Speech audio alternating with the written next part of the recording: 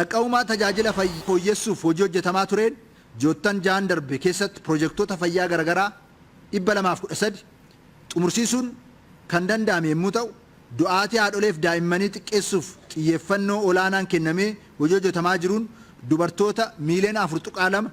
tajaajila karoora maatii waliigalaa kan argatanii fi haadholeen 830,030 ta'aniif tajaajila da'umsa duraa marsaa tokkoffaa haadholee 629 ta'aniif tajaajila da'umsa dhaabbilee fayyaa keessatti kennuun danda'ameera. Akkasumas tajaajila calallii guddinaa fi dagaagina qaamaaf sammuu daa'immanii umurii 5 gadii jiran irratti hojii hojjetamaa jiruun daa'imman miiliyoona 5.8 tajaajila calallii kan argatan yommuu ta'u, dhaabbilee fayyaa naannoo keenyaa 764 keessatti wiirtureen sagantaa guddina fi dagaagina sammuu daa'immanii akka jalqabaman taasifamee jira.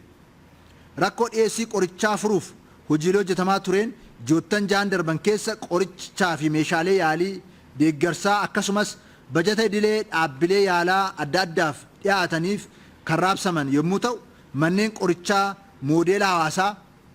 500 irraa ture joottan jaan kanatti 48 dabaluun waliigalaan 543 irraan ga'uun rakkoo dhiyeessii qorichaa furuuf xiyyeeffannoon kennamee kan hojjetamaa jirudha. Akka waliigalaatti joottan jaan darban kana keessatti tajaajila deddeebi'anii yaalamuu maamiltootaatiin miiliyoona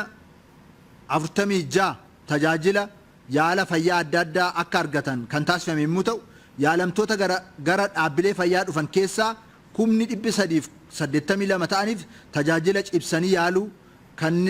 kanneen keessaa namoota 49,000 ta'aniif tajaajila baqaqsanii yaaluu kennuun danda'amee jira.